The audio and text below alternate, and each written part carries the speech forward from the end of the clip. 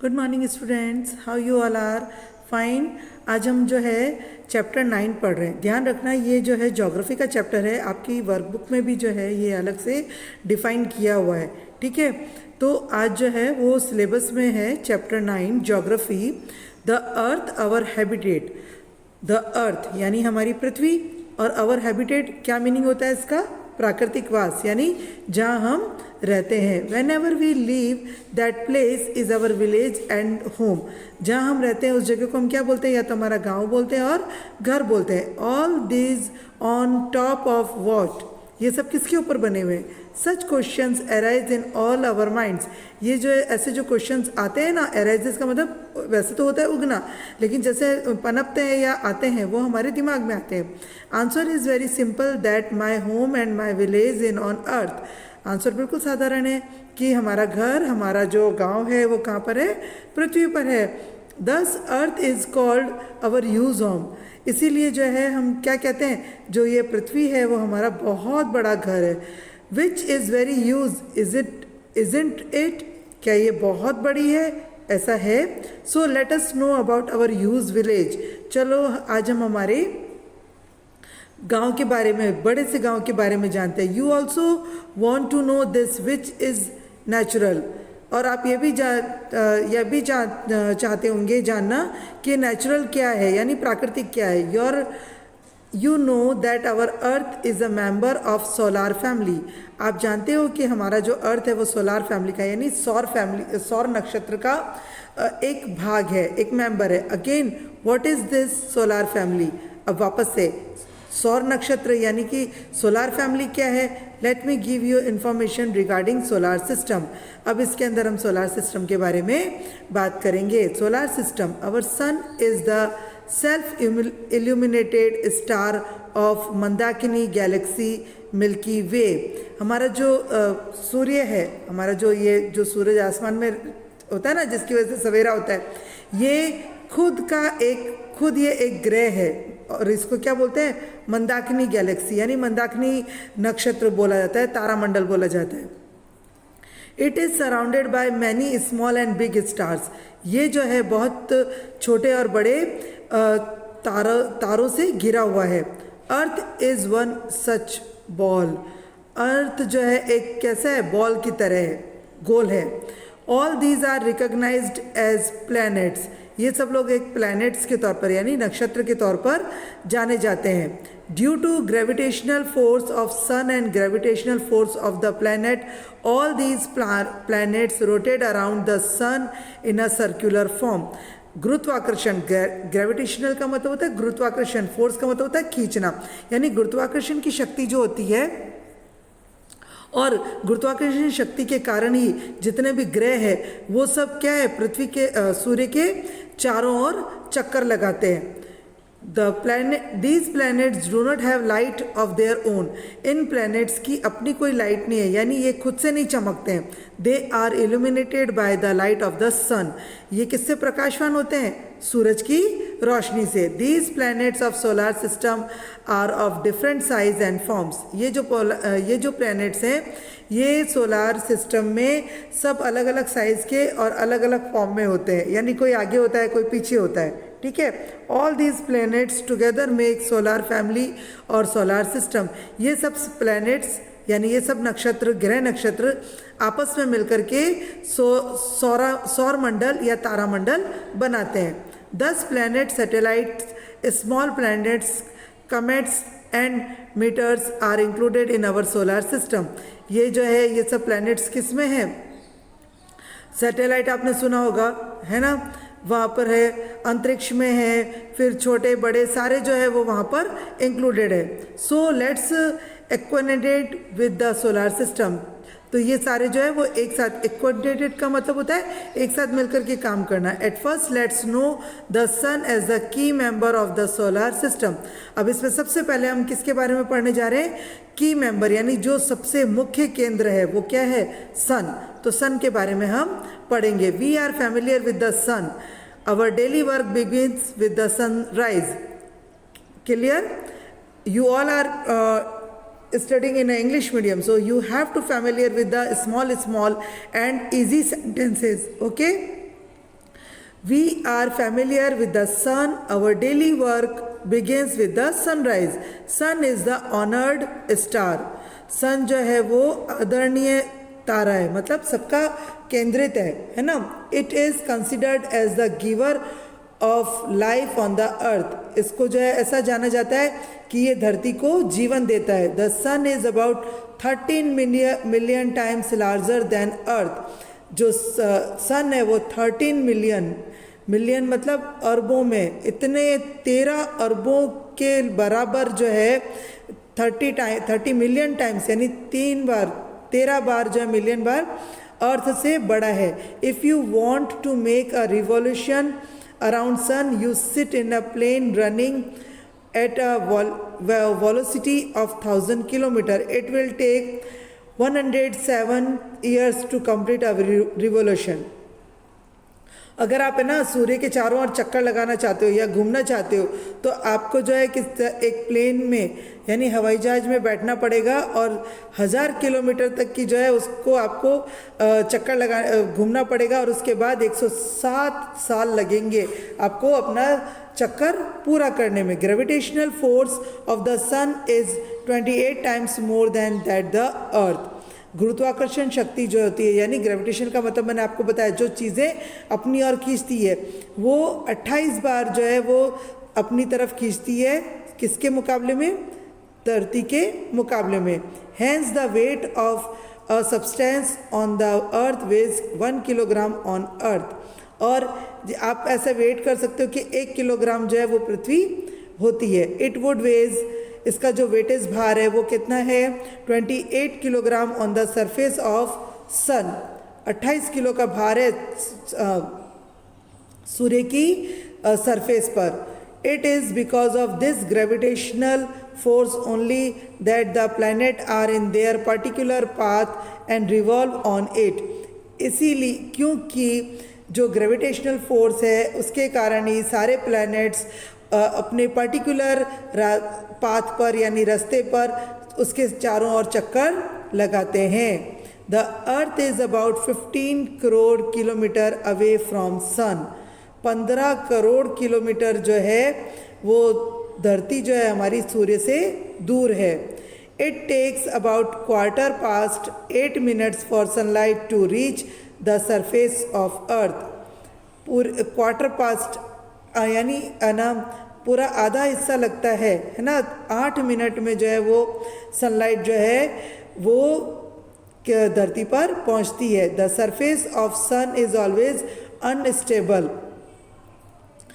जो सन का जो सरफेस है जो उसका ऊपरी सतह है वो अनस्टेबल रहती है. It includes several kilometres long igniting fire फ्लेयर्स.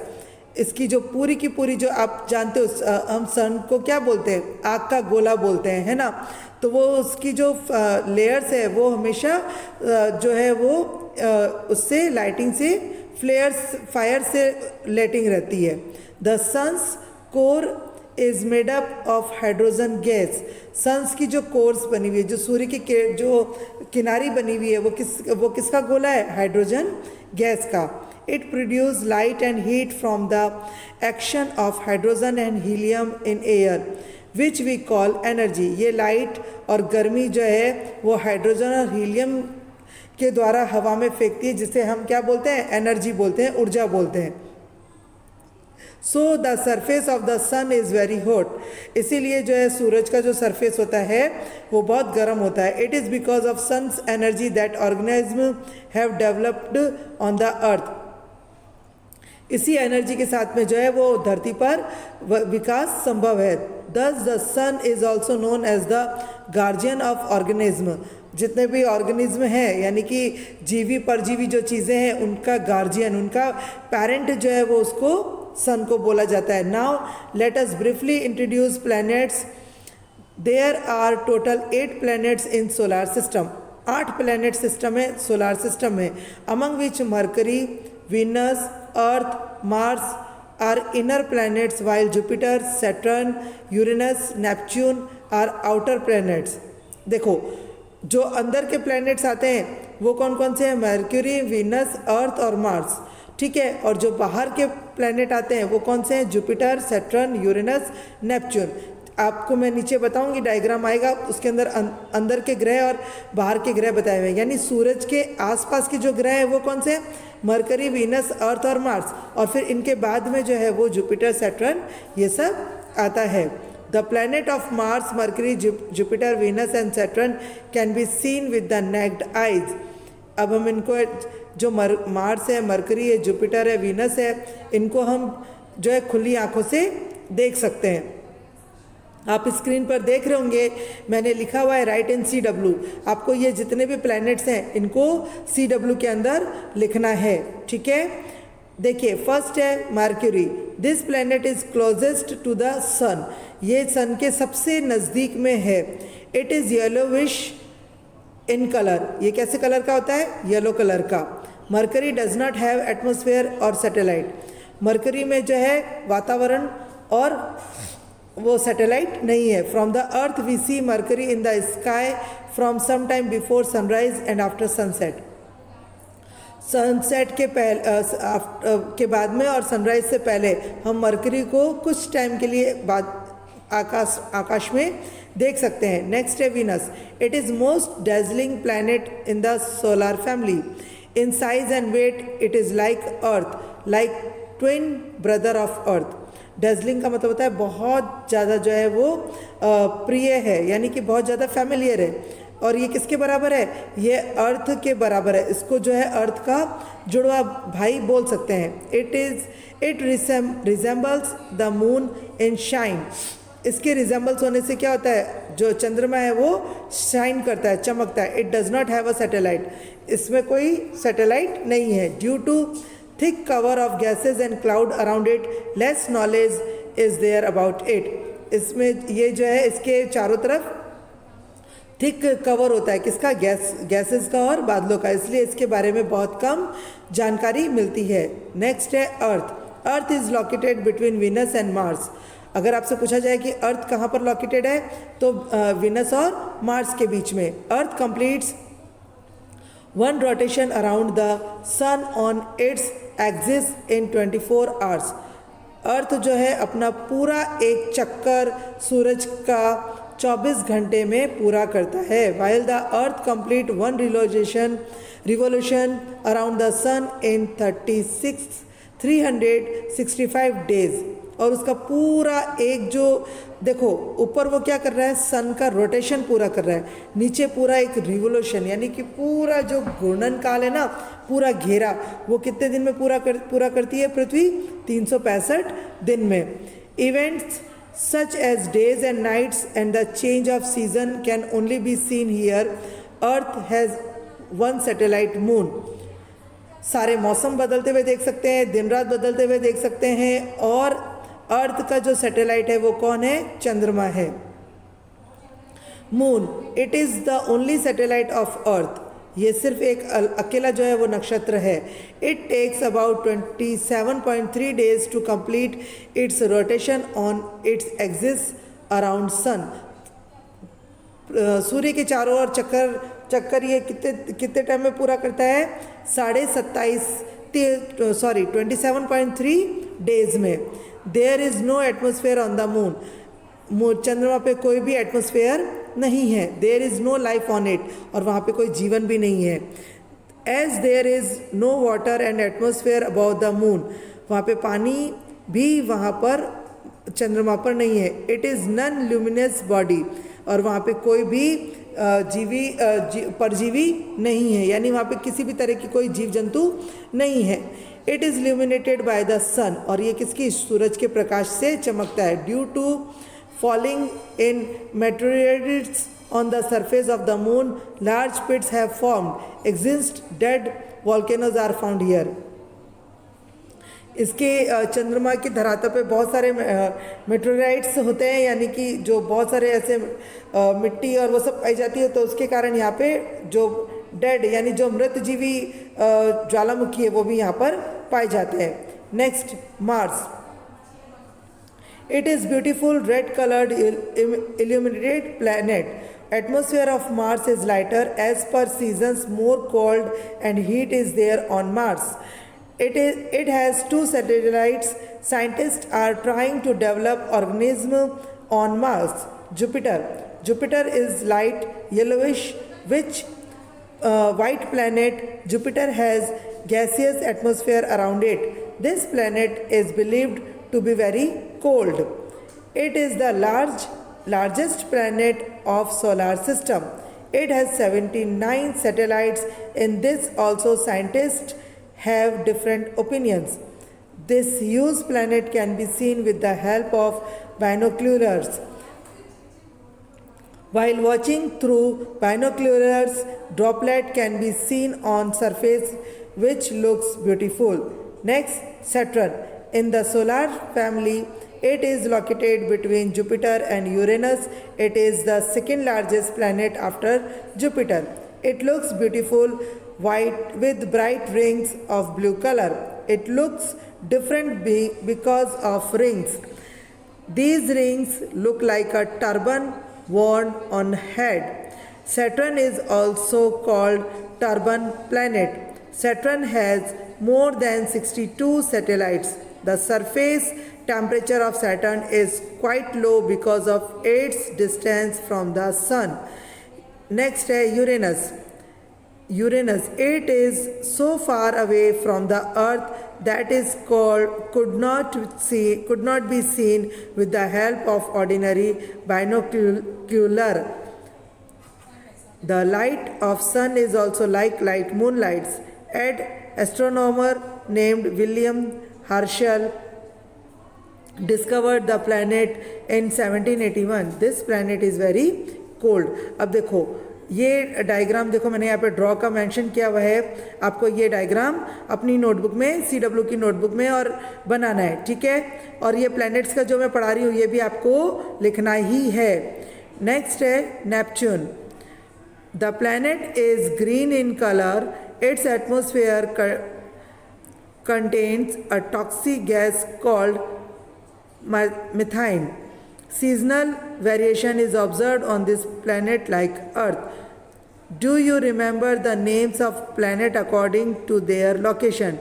Then speak this only. देखो my very excellent mother just serve us noodles. है ना. ये लाइन पढ़ोगे तो आपको नीचे mercury, Venus, earth, Mars, Jupiter, Saturn, Uranus और नेपच्यून ये नाम याद हो जाएंगे. आपको सिर्फ जो अंडरलाइन लाइन की है वो लाइन आपको लिखनी है, ठीक है.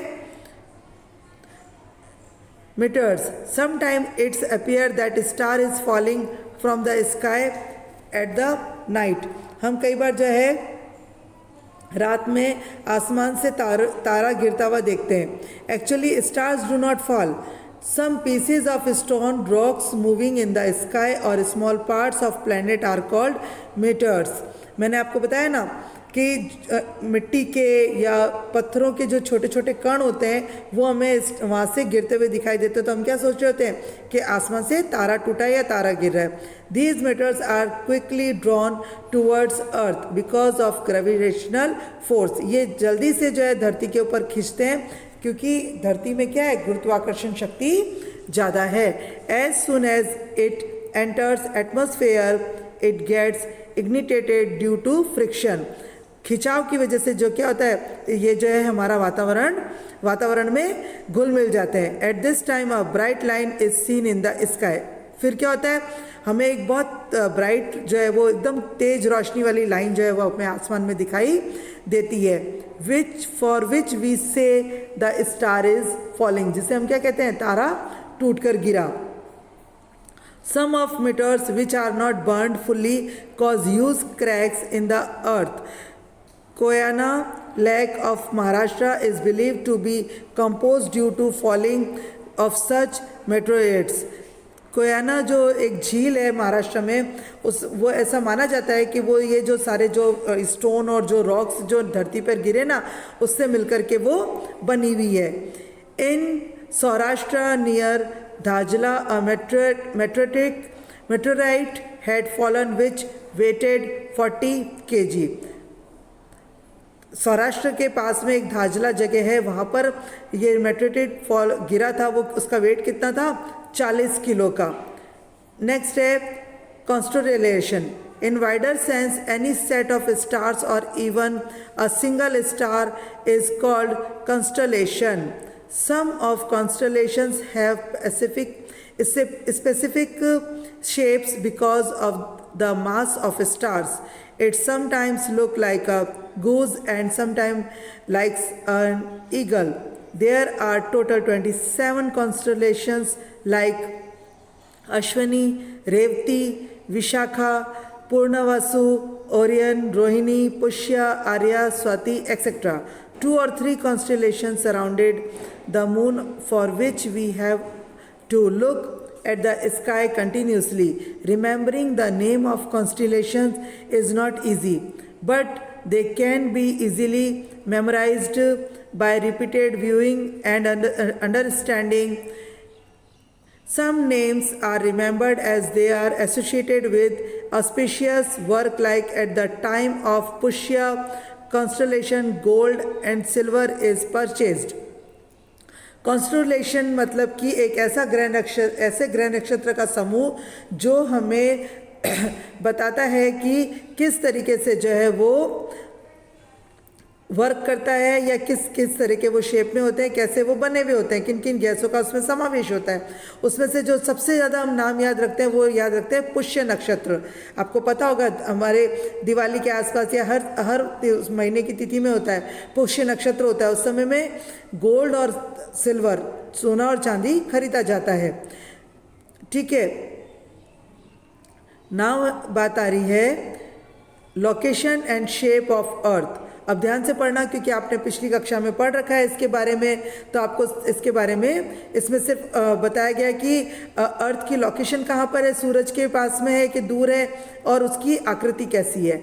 We see the sun and the moon shaking, how good it looks. Our earth is also such a sphere, only it is spherical, it is flat at both the poles. Some astronauts have gone up to the moon. They have taken Earth's photographs from there. From moon, Earth looks like a giant sphere. आपको पता है कि हमारे कुछ astronauts हैं, ठीक है, वो चंद्रमा पे गए थे, यानी वैज्ञानिक अंतरिक्ष यात्री है ना, और वहाँ से उन्होंने चंद्रमा से जो है हमारी धरती की फ़ोटो ली थी। वो एक बहुत बड़ा पार्ट नज़र आ रही थी। We are living in a small village और सिटी। हम लोग तो एक छोटे से गांव में या शहर में रहते हैं। The part of earth which we are able to see is a very small part of earth, जो कि हम बहुत छोटा सा हिस्सा देखते हैं। ठीक है, thus it cannot be said by us that earth is spherical. Have you ever seen broken earthen pot? आपने क्या अर्थ का जो है टूटा हुआ हिस्सा कभी देखा है? If you take a small piece of it in your hand, you cannot imagine that it would have been round. Thus, looking at a small part of the earth does not tell us that the whole earth is spherical, but now with the help of photographs taken from moon and space, we can say that there is no doubt about the earth's shape. है ना, अर्थ के shape को लेकर के हम कुछ भी justify नहीं कर सकते हैं।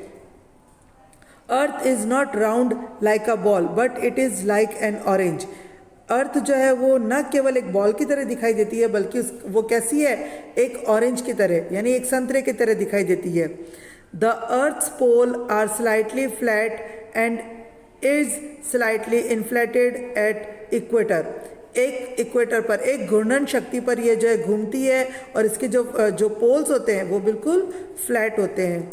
The centre of the earth is larger than the polar circle. जो पोलर सर्किल जो बना हुआ होता है ना, देखो यहाँ पे ये है ना, इसमें बताया हुआ है, नीचे डायग्राम आ रहा है उसके अंदर, वहाँ पे बिल्कुल एक छोटी सी घूर्णन पे वो टिकी हुई है और उसके बाद वो पूरा राउंड करती है। We know the volume and weight of the earth. In order to study about Earth, it is used as a circular device. A map of the world is drawn on it. Continent, oceans, and important lines are drawn on it. The globe is a small replica of the Earth. On the circle of Earth, you can show North Pole and South Pole. देखो ये diagram में आप देख रहे हो globe of earth दे रखा है। इसका जो ऊपर का हिस्सा है ये जो है वो नॉर्थ पोल है, नीचे का हिस्सा है जो है साउथ पोल है। नेक्स्ट क्लास में मैं आपको पूरा जो है वो ग्लोब का पिक्चर लेकर आऊँगी और उसको शूट करके आपको बताऊँगी, ठीक है। With the help of globe it can be said that the earth is tidal towards one side. Now pole star, there is a star in the sky which always appears in the same direction and that the same place. Then how to recognize the star? The polar star can easily be detected with the help of constellation Saptarishi. You will see a bright star while moving in the direction of fabulous line connecting the two stars in front of Saptarishi. That's the polar star. People who traveled by sea or who travel in desert can easily find polar star. The direction in which the stars appears in north is north. It is visible only in the northern hemisphere due to its stability and nearly circular shape of the earth. It cannot be seen from the southern hemisphere. यहाँ पे देखिए आपको globe में बताऊंगी कि जो है हम जो है पोलर स्टार को किस तरीके से देख सकते हैं। नाउ लैटिट्यूड लॉन्गिट्यूड, ठीक है, उत्तरी अक्षांश और दक्षिणी अक्षांश, ठीक है। तो उत्तरी अक्षांश कर्क रेखा और मकर रेखा के बारे में इसमें बताया हुआ है। Latitude and longitude, there are vertical and horizontal imaginary lines on the earth's surface. With the help of these imaginary lines, exact time and location can be known. These lines are not there on the earth's surface. These lines can only be seen on the map. देखो actual में जो है धरती के ऊपर lines नहीं है, लेकिन हम एक ग्लोब का जो हिस्सा है छोटा सा उसके अंदर हम इसको मार्जिन करके देख सकते हैं। Now latitude, the horizontal imaginary lines drawn on the earth surface are called latitude. If any point on the surface of the earth is connected by a straight line to the center of the earth, then the lines becomes latitude of the point as far as the angle of center is along the equator. The total number of latitudes are 181. यहाँ पे देख लीजिए no 8, the distance between two latitudes is actually 111 kilometres on ground. यानी कि इससे क्या पता पड़ता है, इससे हमें ये पता पड़ता है कि हमारा जो जैसे कि जो सूरज की किरणें हैं वो कितने डिग्री पे आ रही है, सन की कितने डिग्री पर आ रही है ना, उस तरीके से इसके अंदर हमें पता पड़ता है। और हमारा जो समुद्री भाग है वो कितना है, इस तरीके से, ठीक है। तो मैंने आपको क्या बोला, एक तो देखिए ये 9.4 और 9.3 ये आप अपनी नोटबुक में बनाएंगे। जो मैंने आपको ड्रॉ करने के लिए दिया है वो पिक्चर करेंगे, और जो प्लैनेट्स के बारे में लिखने के लिए बोला है उसको आप करेंगे। फिर कहीं पे भी कोई डिफ़िकल्टी होती है you can feel free ask me. Okay, now bye.